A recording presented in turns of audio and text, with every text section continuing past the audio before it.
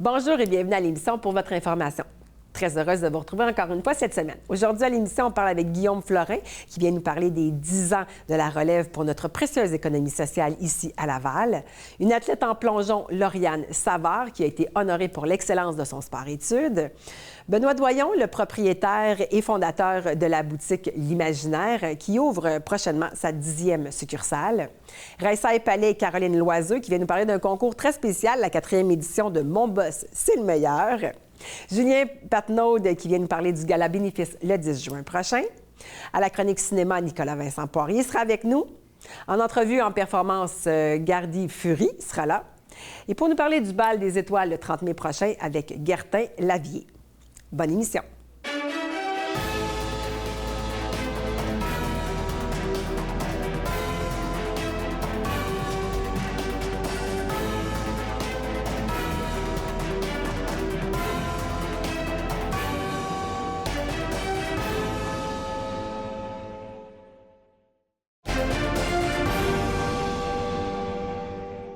Mon premier invité, il est directeur artistique des Étoiles filantes, M. Quentin Lavier. Bonjour, M. Lavier. Bonjour.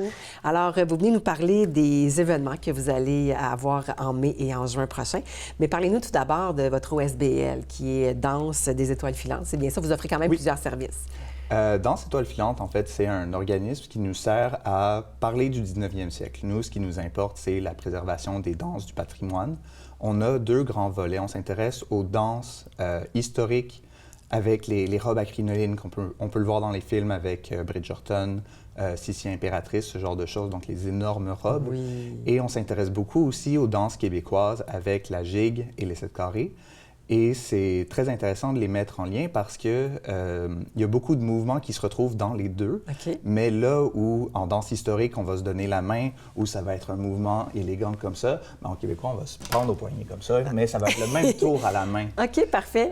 Et c'est juste une adaptation d'époque ou de style? De style, parce qu'au Québec, on a eu beaucoup de vagues d'immigration de danseurs qui venaient d'Europe. Donc, ce sont les danses qui sont arrivées en même temps, mais qu'on a adaptées comme ça, en prenant les mouvements, mais en les mettant plus à notre sauce. Oui, je suis juste curieuse. Je vois que vous êtes relativement jeune pour avoir du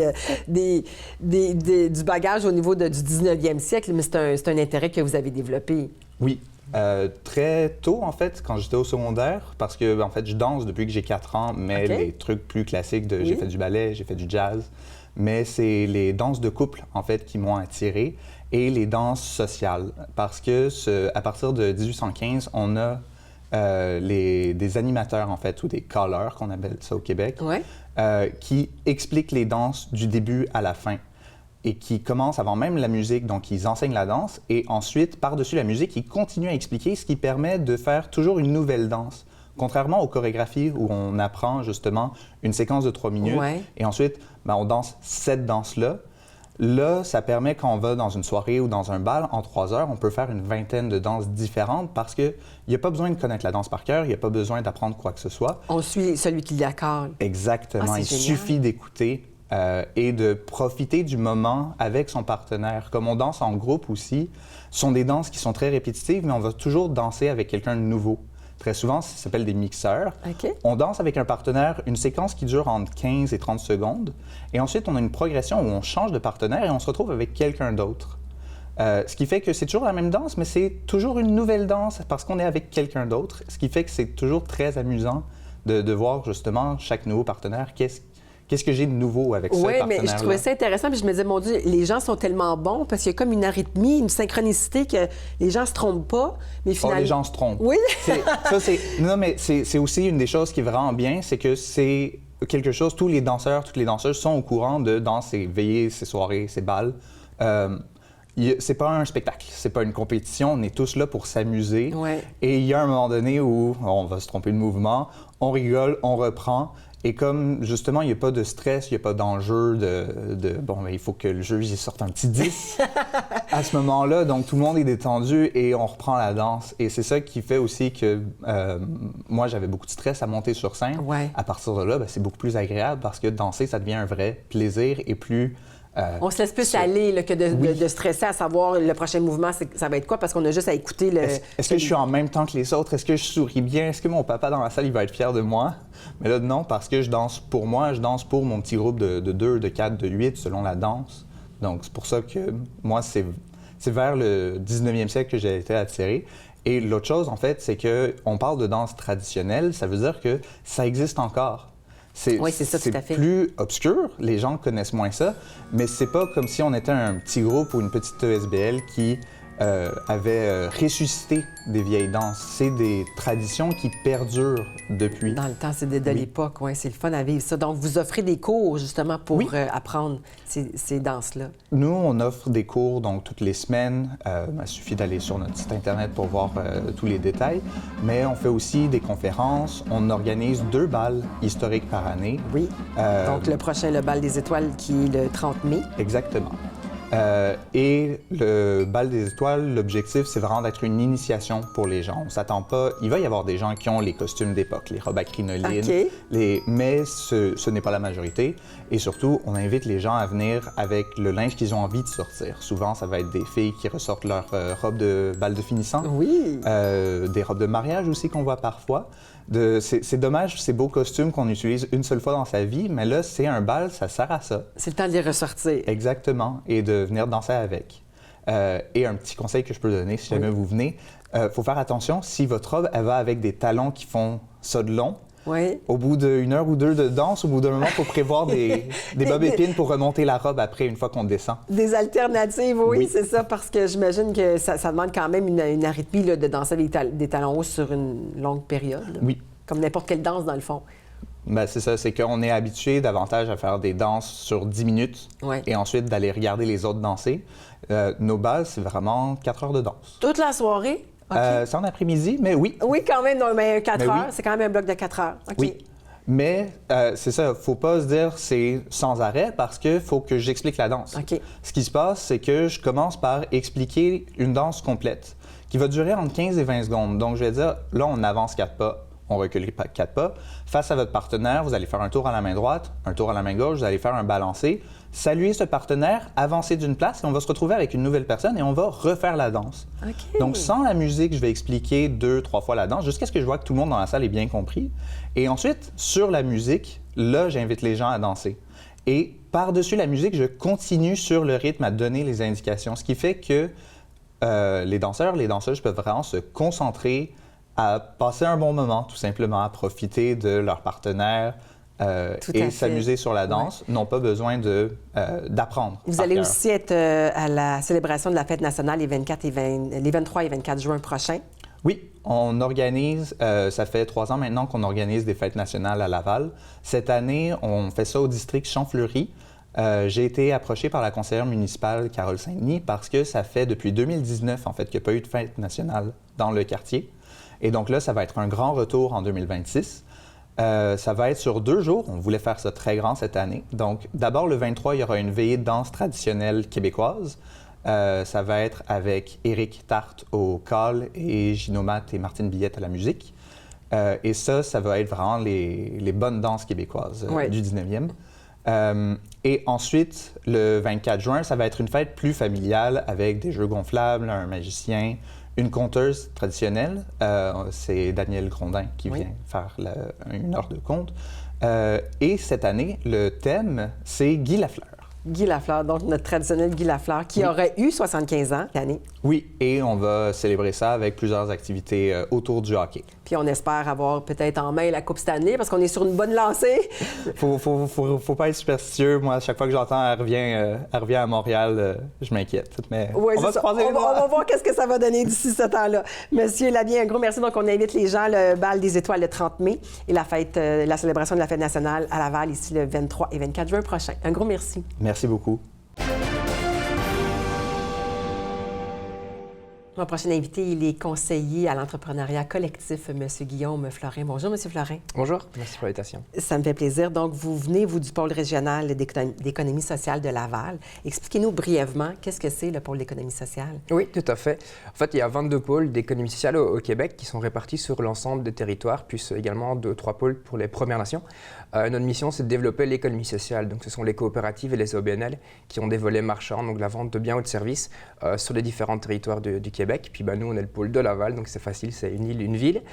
On développe l'économie sociale, c'est-à-dire qu'on accompagne les entreprises coopératives OBNL qui sont existantes sur le territoire, mais on travaille activement également à faire générer des nouveaux projets et accompagner ces nouveaux projets dans leur démarrage, dans le fonctionnement de la mise en place du projet d'affaires. Pour voir justement l'accomplissement de ces projets-là. Oui, tout à fait. Donc, c'est vraiment les aider à développer tous leurs projets d'entreprise, de l'idée jusqu'au lancement des activités et même encore plus tard, à travers notamment un parcours d'accompagnement, un incubateur qu'on lance chaque année pour aider au développement des projets. Oui, c'est très important. Et là, vous fêtez cette année vos 10 ans. Bravo. Merci. Oui, je pense que c'est important de vous avoir dans notre communauté. Et il y a un événement le 28 mai prochain. Qui est ciblé, pitché et propulsé. Alors, pourquoi ça a été nommé de cette manière-là? Oui, c'est ça. Donc, c'est le 28 mai, on célèbre, c'est ça, les 10 ans de l'économie sociale, les 10 ans du pôle à Laval. Donc, c'est pour ça qu'on va célébrer, entre guillemets, les réalisations de ces 10 dernières années à Laval. C'est plutôt le mot pitché qui nous interpellait, oui. Et chaque année, on combine notre événement, notamment avec le concours de pitch, qui a lieu donc, chaque année en fin de parcours d'incubation. Donc, cette année, on a une belle cohorte de 12 projets qui sont inscrites et qui ont démarré tout un parcours d'accompagnement et qui vont venir pitcher devant le public, devant un public qui sera large pour les 10 ans du pôle, pour venir présenter leurs projets devant un jury de professionnels qui vont également remettre des bourses aux meilleurs projets pour aider, accompagner et à financer notamment leur démarrage des activités. Et justement, c'est ça. Donc, dans ces projets-là, qu'est-ce qu'on peut retrouver? C'est n'importe quel projet ou c'est vraiment des caractéristiques spécifiques? Oui, ce sont des projets d'économie sociale, donc des projets d'OBNL ou de coopératives qui ont une mission ou une envie de répondre à un besoin, un enjeu du territoire ou une aspiration comme simplement créer son propre emploi en tant que tel. Puis là-dedans, donc, on a une cohorte de 12 projets. On va dans la culture, dans le soutien aux jeunes entrepreneurs culturels. On va dans le soutien aux enfants à déficience avec des écoles, des soutiens musicaux. On a du soutien aux mamans, aux femmes en congé périnatalité. On a également du réemploi, du recyclage, donc pas mal de cultures. Donc vraiment tout un tas de secteurs d'activité qui sont présents pour répondre à des enjeux, à des besoins du territoire lavallois. Et c'est donc il y a vraiment une grande diversité. Et vous n'avez comme une douzaine, comme vous avez dit. Et combien sont sélectionnés pour les bourses? Ça va dépendre du jury et des bourses. Donc, on est en train de confectionner les dernières bourses avec le soutien de nos partenaires. Puis, le jury va attribuer donc, des années des projets qui reçoivent plusieurs bourses qui sont pour célébrer vraiment un accomplissement, une belle réalisation du projet. L'idée, c'est quand même que tout le monde gagne à la fin, d'aller pitcher devant le public pour montrer en fait tout le parcours qui a été accompli à travers. Donc, en fait, c'est des projets qui passent par 10 ateliers de janvier à mai pour travailler le modèle d'affaires. Donc, travailler un peu l'étude de marché, à quel public on va vendre, c'est quoi la mission principale du projet, travailler une image de marque, un plan de communication, des budgets, donc la gouvernance, le fonctionnement de l'organisation. Donc c'est vraiment tout un parcours complet d'accompagnement. Puis ils vont célébrer, présenter leur projet devant le public pour célébrer ça. De faire leur pitch en essayant de convaincre le jury Exactement. que c'est la meilleure activité. Exactement. Mais est-ce que vous avez vraiment des critères spécifiques au niveau de la sélection de la remise de bourse? Oui, donc il y a des critères et des bourses plutôt sur l'impact que le projet va générer sur le territoire, des projets sur le volet plutôt innovation ou des projets plutôt sur le modèle un peu entrepreneurial. Donc ça va dépendre. Puis ensuite, on a un volet prix du public. Donc on a un concours en ligne présentement. Donc j'invite les personnes à aller voir sur YouTube, sur la page du pôle. Il y a les 12 projets qui ont fait une vidéo d'1 minute de pitch. Et puis ensuite, on peut aller voter pour remettre le prix du public. Oui. Donc on parlait tantôt de vos 10 années quand même, c'est pas rien. Est-ce que dans ces 10 années-là, il y a vraiment des éléments marquants qui ont fait l'effet grandiose de votre Oui, parcours? Il y a vraiment un beau parcours qui a été fait en 10 ans. Puis on profite de l'événement aussi pour célébrer le départ à la retraite de notre directrice générale qui a fait ses 10 ans ici au pôle et qui part en laissant un bel héritage. Et puis donc il y aura aussi une transition avec notre nouvelle direction générale. Il y a pas mal de réalisations, justement les parcours d'incubation, les parcours d'accompagnement qui ont été mis en place, des parcours spécifiquement qui s'appellent Sismic pour accompagner les jeunes entrepreneurs qui souhaitent se lancer en économie sociale.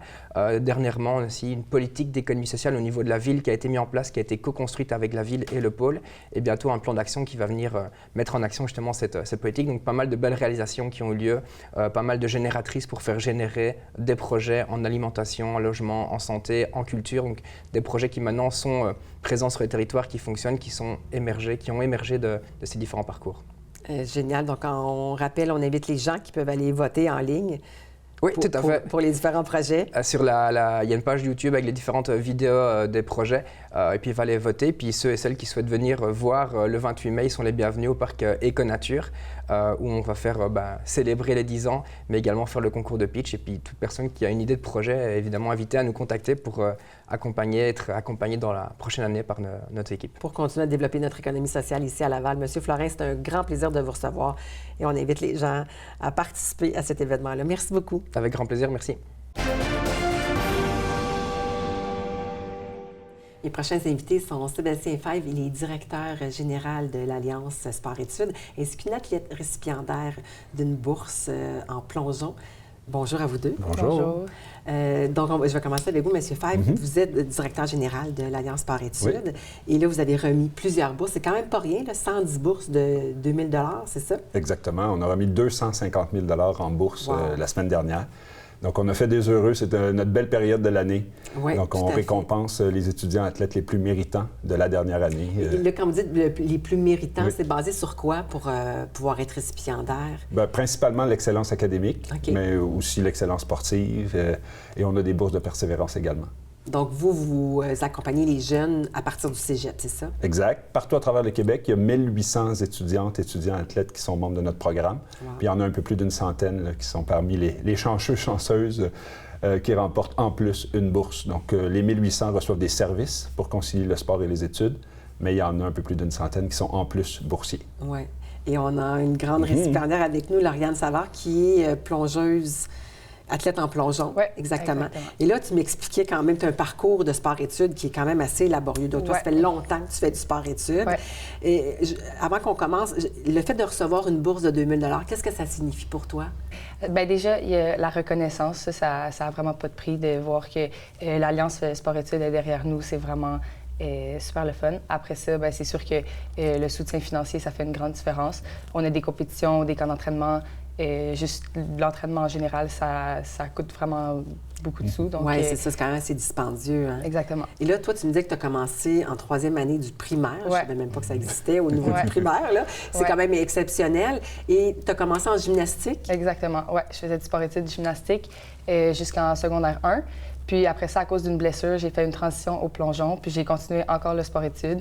Puis au cégep aussi, j'ai décidé de continuer avec l'Alliance Sport-études. Est-ce que le fait d'avoir fait un peu de gymnastique avant a comme été un peu un atout pour toi de faire du plongeon ou pas du tout? Oui, c'est certain. Ouais, la gymnastique, c'est vraiment un sport qui prépare beaucoup pour plein de différents sports, mais pour le plongeon, c'est vraiment un atout là, pour se repérer dans l'espace, la force musculaire et la flexibilité, c'est toutes des choses qui sont super utiles en plongeon. Et qu'est-ce qui est le plus difficile pour toi de combiner? Bon, j'imagine que tu as fait ça toute ta vie là, au niveau du sport-études, donc tu ne connais pas autre chose, mais qu'est-ce qui est difficile pour toi dans ton quotidien d'avoir à conjuguer les deux?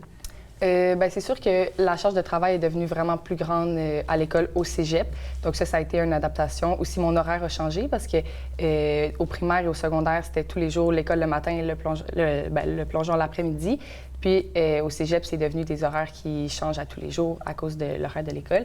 Donc je dirais gérer mon temps, gérer mes études. Mais comme vous avez dit, je suis déjà pas mal habituée avec ça. Peut-être... trouver le temps d'avoir une vie sociale, là, des amis en dehors du plongeon et de l'école. C'est ça comme le plus gros défi là, pour moi. Oui, hein, j'imagine que pour les étudiants, quand vous remettez cette bourse-là, ça fait quand même une grosse différence dans leur parcours au niveau financier. C'est certain. Leur principal commanditaire, ça a toujours été leurs parents. Oui, c'est ça. Leur famille qui les soutient depuis qu'ils sont plus jeunes. Lauriane l'a bien dit, là, souvent, le sport-études, ça commence à un très jeune âge et les coûts viennent avec. C'est une expérience super enrichissante, mais ça vient avec un engagement familial, financier vraiment important. Donc, comme Lauriane l'a bien dit, la reconnaissance, que ce parcours a valu la peine, qu'il y a des organisations provinciales qui les reconnaissent, qui voient que le choix qu'ils ont fait de se consacrer au sport et aux études, c'est une bonne idée.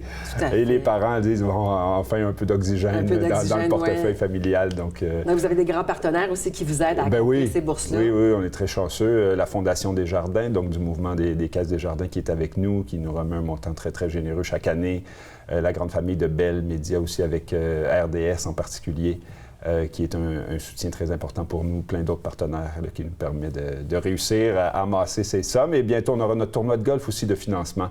Donc, il y a une partie de notre financement qui vient d'un golf qu'on organise là, pas très loin d'ici, dans la région de Blainville. OK, génial. Et ce parcours-là, donc, vous accompagnez vraiment les jeunes du cégep. Et par la suite, le parcours est quoi au niveau universitaire? Ça devient différent à ce moment-là? Non, on est partenaire aussi à l'université. On a 11 universités qui sont membres de l'Alliance Sport-Études. Donc, c'est possible de continuer à concilier le sport et les études jusqu'au doctorat, si on veut. Donc, de la naissance jusqu'à sa vie adulte, Lauriane pourrait continuer aussi longtemps qu'elle le désire. Donc, c'est possible de faire sport et études très, très longtemps. Donc, lorsqu'on combine justement sport-études, une fois que les études sont terminées, est-ce qu'on a encore l'objectif de continuer ou c'est vraiment comme de le faire durant ses études? Le sport? Oui, le sport. Une fois que les études sont terminées, est-ce que le projet est de continuer dans ce sport-là? Ça dépend des sports, j'imagine, mais c'est sûr que le plongeon, c'est pas un sport non plus qu'on fait jusqu'à 50 ans. Là. Donc, je pense que déjà de pouvoir concilier les études pendant la carrière, c'est vraiment comme quelque chose de super. Après ça, c'est sûr que si les études sont finies puis qu'il reste des buts à atteindre au plongeon, j'aimerais ça continuer.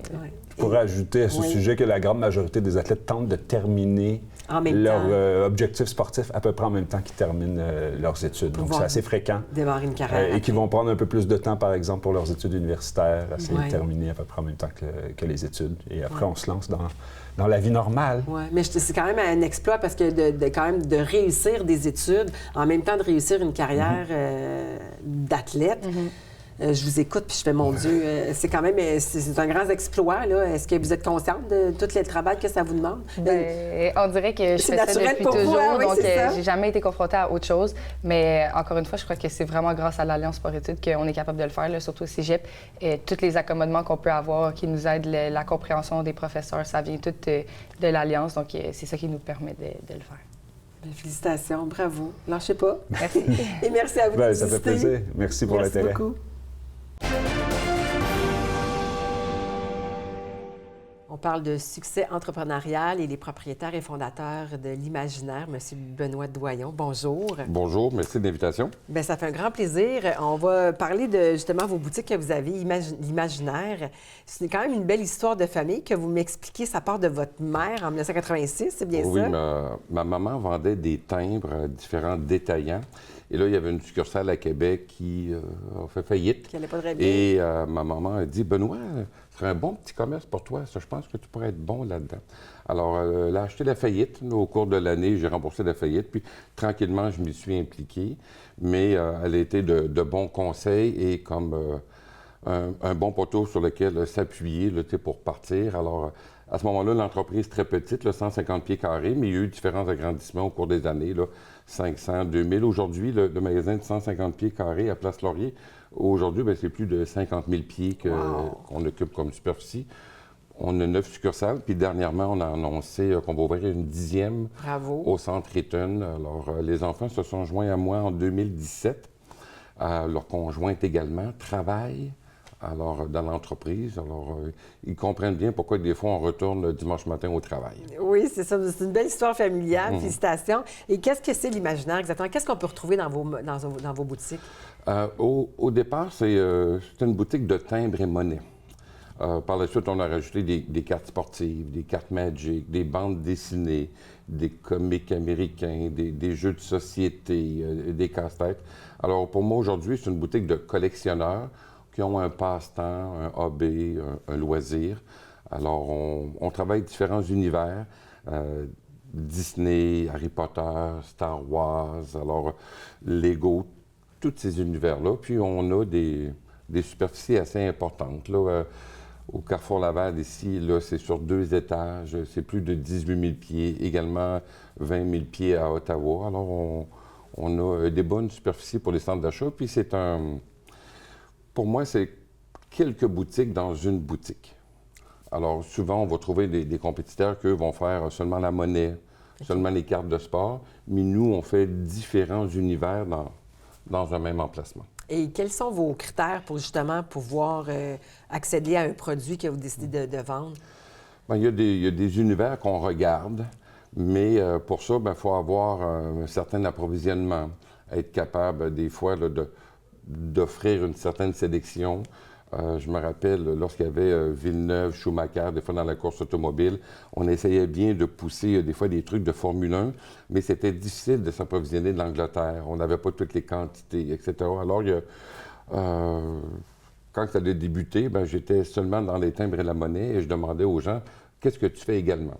Bon, je joue au golf. Non, je n'irai pas là, mais je ramasse de la BD européenne. Ah, tiens, je pourrais aller peut-être dans ce secteur-là. Puis aujourd'hui, on réussit à avoir papa, maman, petit gars, petite fille qui rentrent au magasin, puis d'avoir un univers pour chacun. Puis dans 10 minutes, on se rejoint à la caisse. Alors, familial, oui, c'est ça. Donc, c'est vraiment des distributions qui sont à travers le monde que vous allez chercher. Oui, on est de plus en plus gros. Au début, on devait souvent cogner pour être capable d'avoir des produits. Puis là, avec l'ampleur que l'on a, là, on se fait approcher. Alors, ça a changé un peu de... La dynamique, oui, parce que rendu à 10 succursales, vous avez quand même une... On est un joueur important un peu. Puis, on a divisé là, pour aller des fois dans les Maritimes, aller en Ontario. On va... depuis 2016, on ouvre une succursale par année. OK. Mais là, on va se faire une équipe. Puis l'année prochaine, en 2027-2028, on va donner un petit coup. Un petit coup, donc un peu plus que juste une succursale. Oui, c'est ça, oui. Et là, vous vivez quand même un enjeu que je veux qu'on parle relativement assez particulier. Parce que, comme vous le dites, si vous distribuez des jeux ou des choses qui sont internationales, bien évidemment, à l'international, on parle d'anglais. Et dans votre succursale, dans les succursales, vous êtes confrontés à respecter la loi 96. Concrètement, qu'est-ce que ça vous donne comme défi, cette loi-là? C'est là que la pression monte un peu. Là, je ne sais pas par où commencer. Je suis... Tout d'abord, disons, la loi 96, c'est vraiment le respect de la langue française pour qu'est-ce que vous distribuez. Pour vous offrir un produit en anglais, je dois l'avoir en français. OK. Si le produit n'existe pas en français, je ne peux pas vous le vendre en anglais. OK. Et c'est dans plusieurs compagnies que c'est comme ça, là, parce que des compagnies anglophones ne font pas le français. Là. Et là, la compagnie va faire un produit en anglais. Et dépendamment de les ventes, l'accueil de ce produit-là, peut-être que dans 3 mois, 6 mois, on va le faire en français. Mais là, c'est la saveur du moment. Là. Les gens veulent ce produit-là. Là. Alors moi, j'ai pas envie de le vendre en anglais si le produit en français sort dans 3 mois. Et ça, c'est bien. Il sort. Okay? C'est ça. Parce que vous ne le savez jamais d'avance. Non, parce qu'à un moment donné, je vous parle d'un produit, mon meilleur produit à Noël dernier, c'est un produit qui s'appelle Flip 7. Okay. J'en ai commandé 2000 en français et j'en ai reçu 200. OK. J'en ai vendu 10 000 en anglais. OK. 10 000. Alors, voyez-vous toutes les ventes que je n'aurais pas pu faire. Puis, je vous mets au défi. Là. Si vous voulez ce produit-là, 2 minutes, vous allez le trouver sur votre téléphone. Dans 3 jours, il est à la maison. Vous allez vous allez l'avoir, là. Parce que là, si on explique bien aux gens, cette loi-là donne des contraintes au niveau de l'équilibre français-anglais. Et là, vous êtes pénalisé parce que vous allez avoir des amendes parce que vous ne respectez pas les ratios demandés.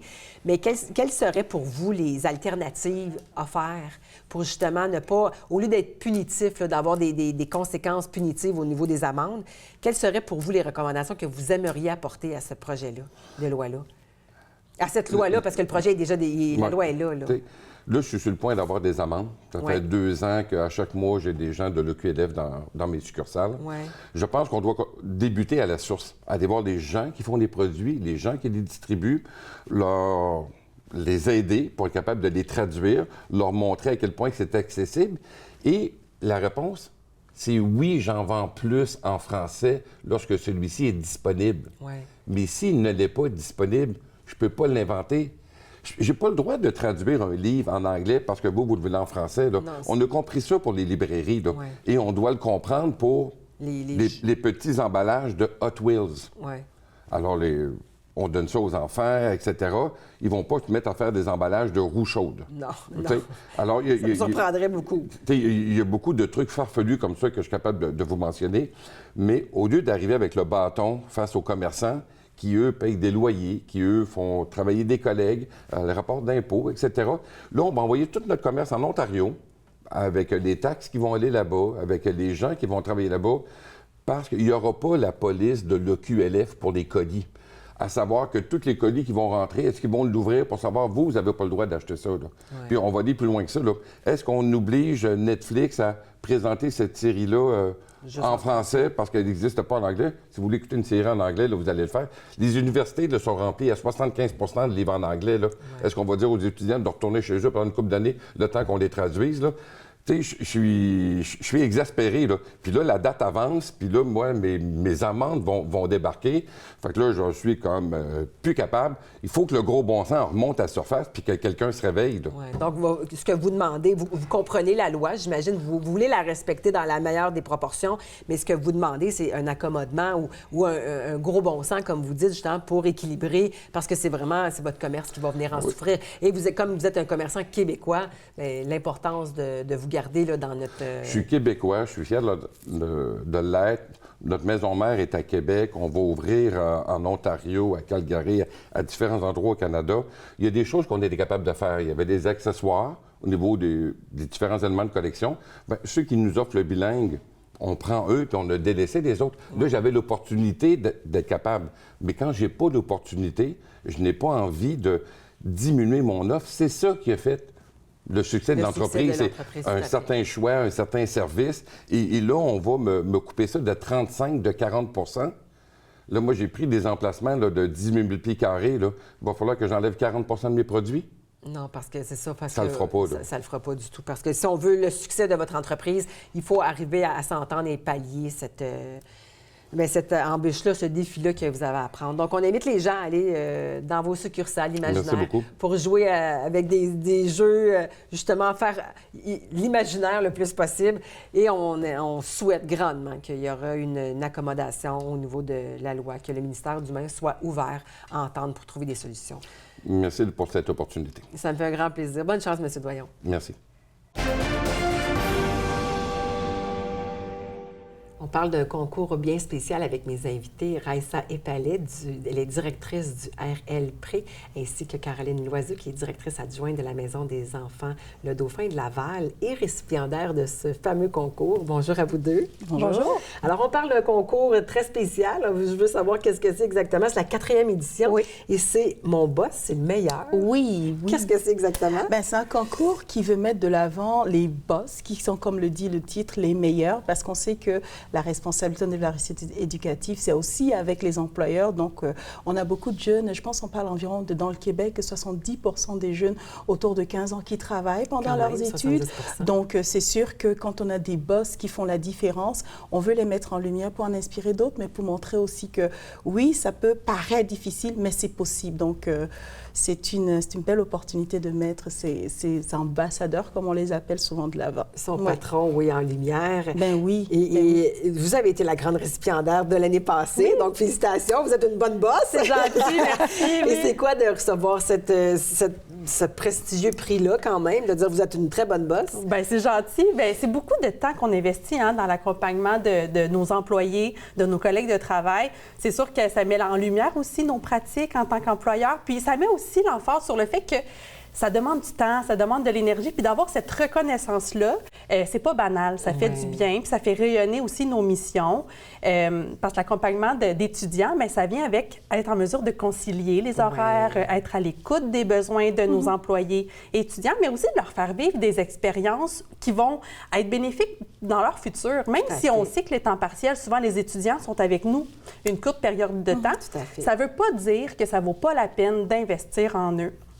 Et après ça, ça crée des occasions où est-ce qu'ils vont se développer professionnellement, puis ils vont utiliser tout leur cheminement pour améliorer leurs conditions futures, prendre le temps de nommer leurs inquiétudes, aller voir qui sont leurs boss, comment s'adresser à eux pour créer une relation de confiance. Parce que vous faites une différence, justement, c'est ça que vous mentionnez, là, vous faites la différence dans justement le parcours de ce jeune-là qui fait la différence, mais qui fait vraiment la différence, ou est-ce que vous pouvez rester marqué là, à tout jamais dans la mémoire de ce jeune-là parce que vous avez permis de concilier les deux, parce que justement, l'importance de concilier études et travail, parce que les deux sont importants, là, on ne peut pas négliger ni un ni l'autre. Tout à fait. Puis il faut savoir quand même que le contexte socio-économique actuellement fait qu'il y a beaucoup plus de jeunes qui ont besoin de ce travail, mais je pense que l'important, c'est toujours de trouver cet équilibre. Puis c'est pas vrai qu'on doit seulement faire le travail avec les jeunes, les employeurs aussi contribuent à aider, à accompagner, puis souvent c'est eux qui vont être les mentors, même au niveau des études des jeunes, en leur disant,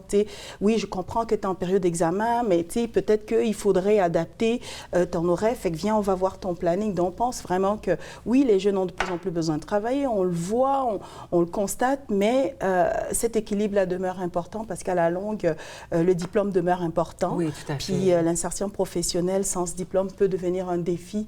Donc, je pense que c'est vraiment un message qu'on veut porter. Puis, il y en a beaucoup qui le font à Laval. Il y en a énormément même. Plus on le fait, on déploie ce concours, puis on se rend compte que dans des endroits où on peut souvent se dire que oui, ils ont beaucoup de travail, on en voit qui donnent du temps, qui changent même leur politique RH, qui changent leur pratique. Pour mieux s'adapter. Définitivement. Donc, pour le jeune, ça fait vraiment une différence. Puis, on peut le témoigner avec le temps. La période de nomination est entre le 5 et le 12 mai. Et le 12 mai, donc, ça vient de se terminer. Tout à fait. Quels seront vos critères spécifiques pour justement déterminer le meilleur boss? Parce que vous devriez avoir plein de candidatures. Oui, c'est la partie la plus difficile. Alors, on a un jury. On s'assure toujours d'avoir un jury multidisciplinaire, donc autant des représentants du centre de service scolaire, des employeurs. D'ailleurs, Caroline nous a fait l'honneur d'être un jury. Donc, on a comme ça des représentants du collégial et tout pour s'assurer qu'on a un regard 360 sur justement les boss qu'on va préparer. Donc, le jury va pouvoir déterminer les 10 lauréats, comme on les appelle, puis on va faire le relais avec la Chambre de commerce parce que ce concours, la portion employeur se fait avec la Chambre de commerce, donc, et le gagnant sera dévoilé lors du gala d'Unamis qui aura lieu en novembre, mais en septembre, on aura quand même des finalistes. Donc, il y a vraiment cette portion où il y a les jeunes qui nominent. Ensuite, il y a un jury qui nomine les 10 lauréats, puis les 10 lauréats sont à nouveau présentés au concours d'Unamis avec un autre jury pour déterminer vraiment qui est l'employeur engagé pour la réussite éducative. Donc, c'est vraiment... Donc, ils sont vraiment mis à l'épreuve, là, pour les tester. Oui. Mais en général, le plus difficile, c'est de choisir parce qu'ils sont vraiment... Ils sont vraiment bons. Oui, hein, bien, dites-moi donc, qu'est-ce que vous vous souvenez que vraiment un exemple concret que vous avez fait là, d'adaptation là, pour les jeunes qui font partie de votre emploi? Bien, c'est sûr que pendant les périodes d'examen, les employés sont appelés à nous mentionner ça. Donc là, nous, on peut replacer leurs heures dans la semaine dans des horaires qui leur conviennent mieux. Il y a aussi le fait qu'on a une grande banque de vacances pour congés personnels et aussi maladie. Donc, ils ont quand même accumulé au courant de l'année des banques de congés qu'ils peuvent prendre pour concilier études-travail. Donc, ça leur donne beaucoup d'autonomie dans leur travail aussi à ce moment-là.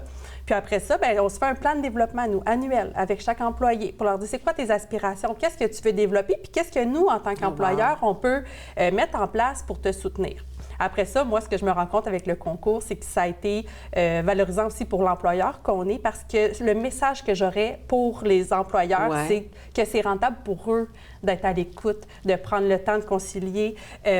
Parce qu'après ça, ça fait des employés qui sont engagés, qui ont envie de s'impliquer. Quand il y a des remplacements ou des tâches supplémentaires à faire dans un moment précis, bien, ils vont lever la main. Ils vont avoir envie de contribuer dans votre entreprise, dans votre organisme, parce que ça fait une grande famille au final. Oui, c'est ça. Des fois, certains entrepreneurs sont réticents de s'accommoder parce que, justement, l'étudiant, vous l'avez dit tantôt, l'étudiant est là d'une courte période, mais je pense que c'est plus gagnant qu'autrement, puis vous l'avez vécu. Oui.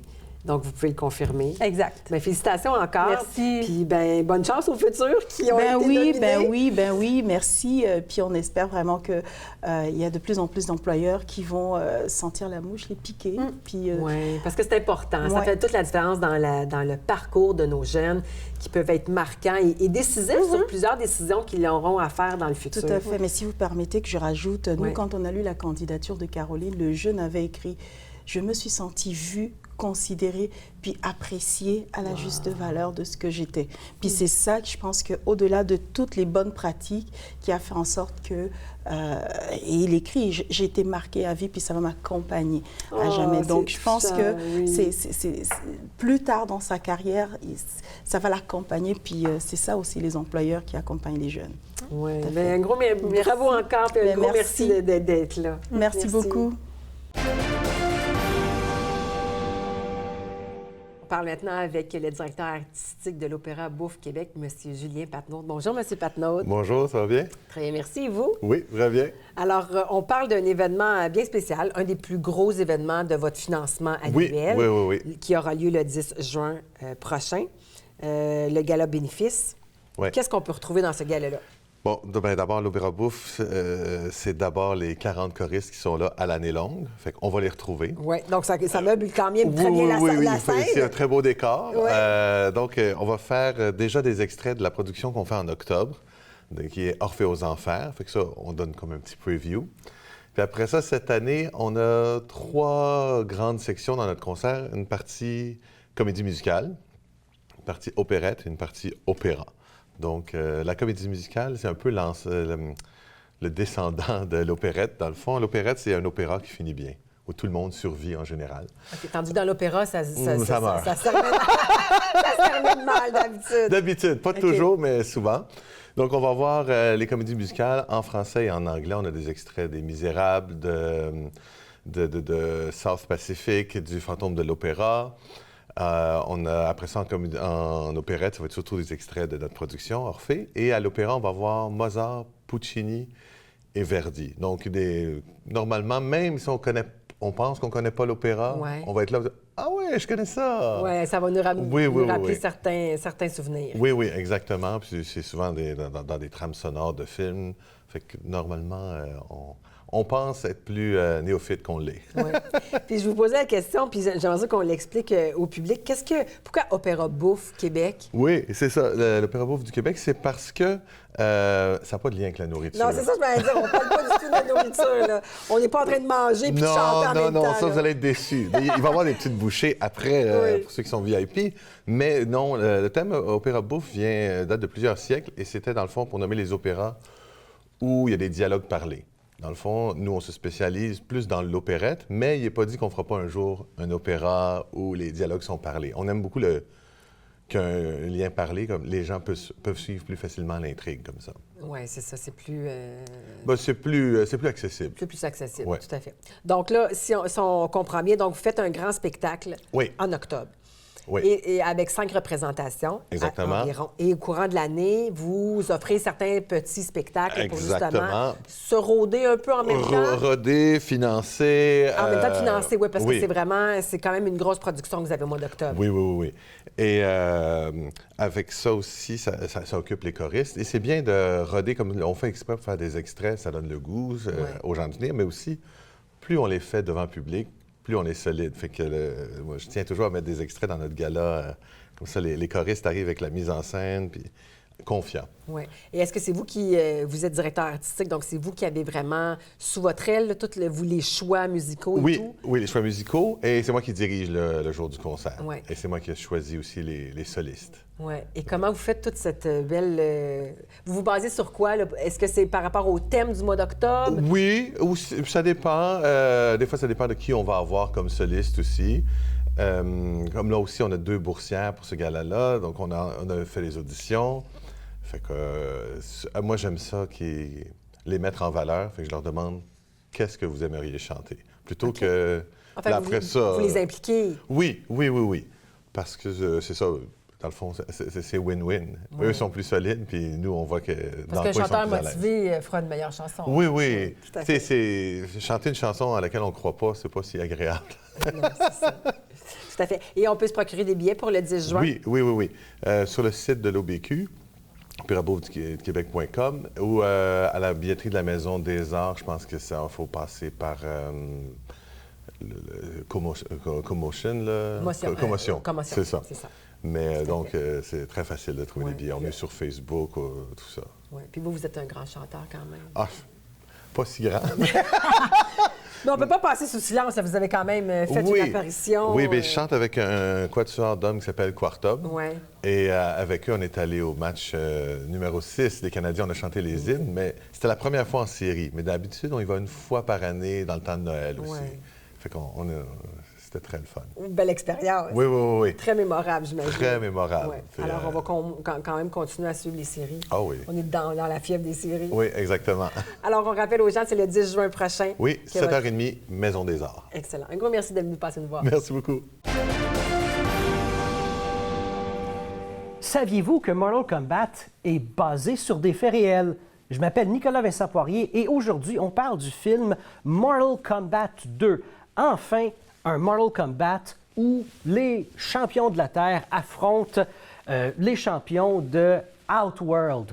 Enfin, en tout cas, pour ce qui est des fans, on est tous très contents qu'on parle dans ce film-là du tournoi Mortal Kombat et non une espèce d'introduction au personnage et à l'histoire comparé à celui de 2021.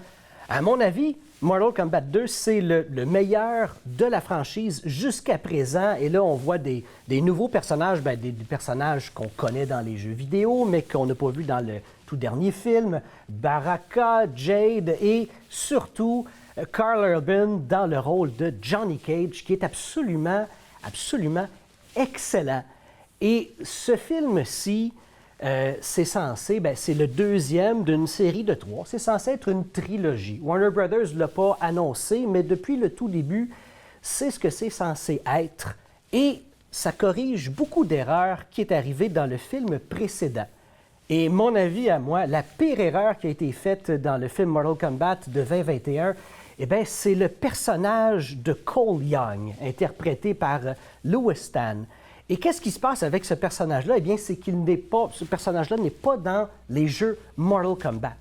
Il a été créé uniquement pour le film afin d'aider les spectateurs à se diriger un peu à travers ce qu'est Mortal Kombat.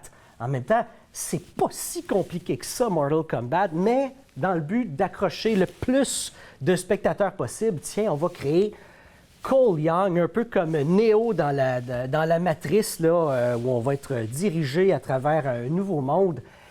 Il est absolument inutile. Oui, il apparaît dans ce film-ci, mais pas beaucoup. Et à mon avis, c'est parfait comme ça. Et pour ce qui est de la réalisation, elle est très bonne. C'est le même réalisateur que dans le film précédent, Simon McQuoid. Et lui, ce qui est particulier, c'est que Mortal Kombat de 2021, c'était son premier film. Il n'avait jamais réalisé de film avant et pourtant, c'est Warner Brothers qui a été le chercher pour lui demander « Hey, on a besoin de toi pour ça. C'est toi qu'on veut pour Mortal Kombat. » Et pourquoi est-ce que Warner Brothers irait chercher quelqu'un qui a aucune expérience pour réaliser des films? C'est que Simon McQuoid, c'est un réalisateur de publicité, un grand réalisateur de publicité. Il en a fait pour Nike, Xbox, PlayStation, des jeux comme Halo et Call of Duty. Donc, lui est capable d'amener un look cinématique aux jeux vidéo et c'est ce que Warner Brothers voulait. Parce que, Mortal Kombat, c'est particulier quand même. Il ne faut pas oublier que c'est sorti un peu en même temps que Street Fighter dans les années 90. Et pour se démarquer, disons, de Street Fighter, c'est là que le sang est arrivé. Parce que, Mortal Kombat, c'est assez sanglant comme jeu vidéo. Et précisément, ce qui est intéressant, c'est les fatalités dans Mortal Kombat, les jeux vidéo. Et d'ailleurs, il y en a beaucoup dans ce film-ci. Ne vous inquiétez pas, le sang gicle en quantité industrielle. J'ai été personnellement très satisfait. Mais si on revient aux jeux vidéo, les fatalités, c'est ce qui démarque Mortal Kombat. Et c'est les fatalités, plus ça va, et plus ça a un look réaliste. Alors, quand j'ai mentionné tantôt que, oui, Mortal Kombat est basé sur des faits réels, les animateurs de Mortal Kombat, pour arriver à donner un ton réaliste à toutes les fatalités, c'est là qu'ils ont dû regarder des vidéos, disons, assez violentes, réelles, des vidéos d'accidents, des vidéos d'autopsie, de la violence réelle. Bref, ils se sont inspirés de tous ces éléments-là pour avoir les meilleures fatalités possibles dans les jeux vidéo. Et ça a un effet secondaire. Lequel? Eh bien, c'est simple. Certains ont commencé à développer des symptômes de choc post-traumatique. Oui, parce qu'être exposé trop longtemps à cette violence réelle-là, c'est ce que ça peut donner. Mais ne vous inquiétez pas, pour tous les fans de Mortal Kombat, vous pouvez aller voir Mortal Kombat 2. Sans problème, vous n'aurez pas du tout de choc post-traumatique. Je vous le promets, et c'est tout le temps qu'on a pour aujourd'hui. Je vous dis à la semaine prochaine.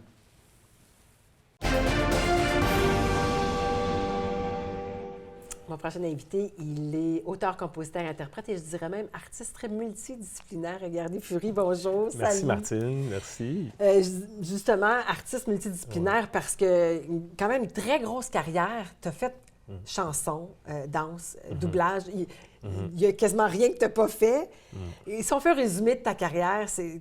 Rapidement, parce qu'on n'a pas beaucoup de temps, mais... ben, c'est ça. Hein. En fait, ben, moi, je suis un passionné. Fait que quand on est passionné, ben, on attire. C'est électrique, fait que c'est magnétique aussi. Fait que j'ai eu, moi, des artistes qui m'ont influencé depuis tout jeune. Fait que c'est vraiment mon cœur d'enfant et d'artiste que j'ai amené jusqu'à ce moment-là où j'ai pu vraiment avoir mon contrat, dans les premiers contrats d'UDA, et puis etc. Fait qu'après ça, ça m'a amené de fil en aiguille, donc du doublage, la petite sirène, Sébastien, etc., des films, premier rôle avec Patrick Huard, Ego Trip, comme le nom de mon nouveau single, etc., comédie musicale avec Denise Filiatro.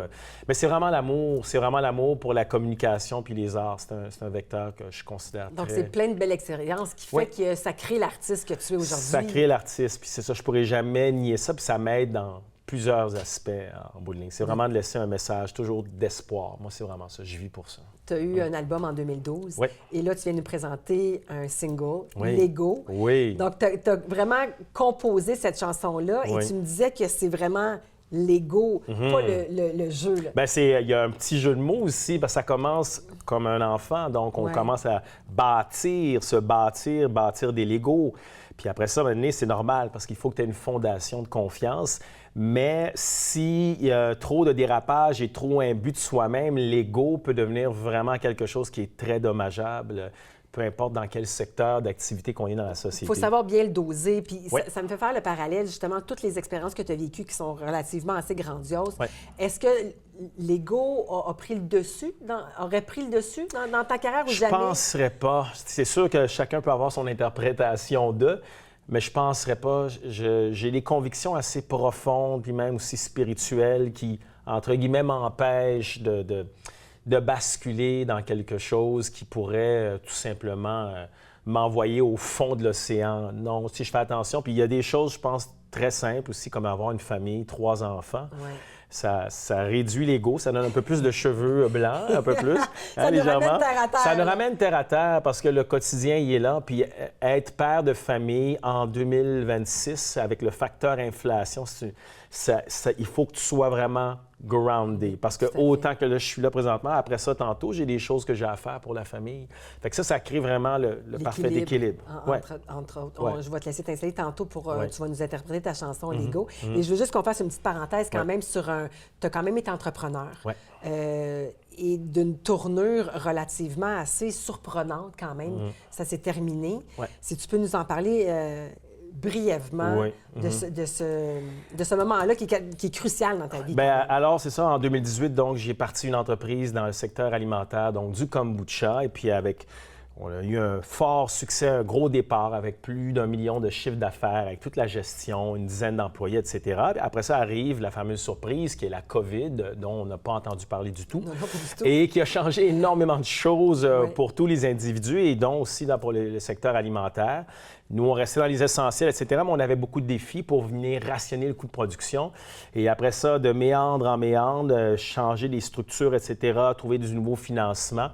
Très difficile, mais on survit, on s'accroche vraiment à l'espoir et je finis par tomber sur un nouveau partenaire. Un Samaritain. Un Samaritain, vraiment. J'en ai levé des fonds, moi, dans ma vie, là, OK?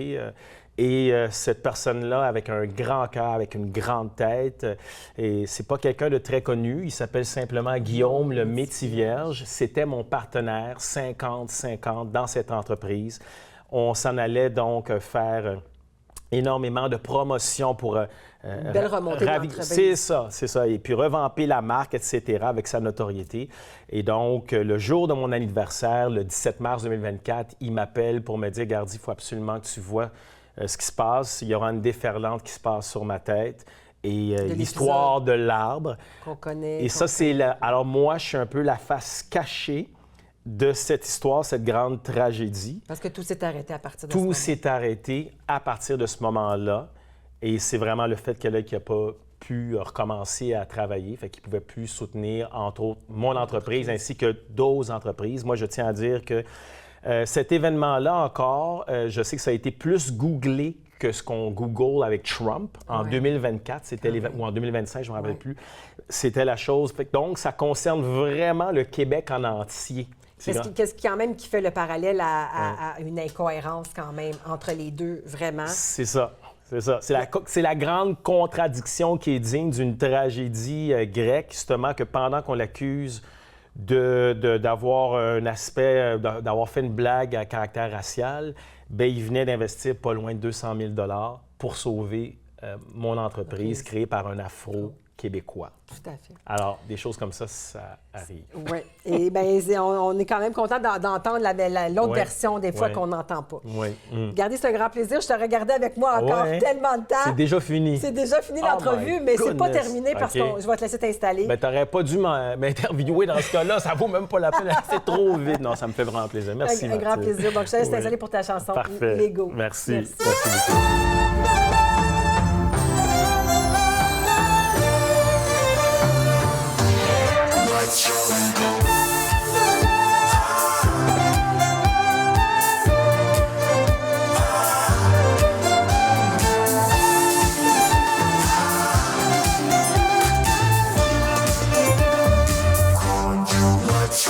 C'est le grand duel depuis la nuit des temps. Tous les mortels se posent les mêmes questions. Oh, suis-je égocentrique, très narcissique, est-ce vraiment karmique? Je me moissonne ce que je m'aime, il n'y a pas de mal, c'est tout est légal. Et dans tous les cas, il faut bien nourrir mon égo, l'égo. À moi de choisir le vrai ou le faux. Il faut bien ce qu'il faut, ce qu'il me faut. Pour bâtir mes Lego, let's go, let's go, let's go. J'ai enfin trouvé mon rôle, c'est de faire chanter les autres. C'est un jeu très drôle, faire danser les apôtres. Suis-je machiavélique ou très sarcastique sous mon armure? J'ai mon cœur qui vacille dans la peur, dans la peau d'un reptile, mais ça m'est égal. Il faut toujours nourrir mon égo, l'égo. À moi de choisir le vrai ou le faux. Il faut bien ce qu'il faut, ce qu'il me faut. Pour bâtir mes Lego, let's go, let's go, l'égo, l'égo.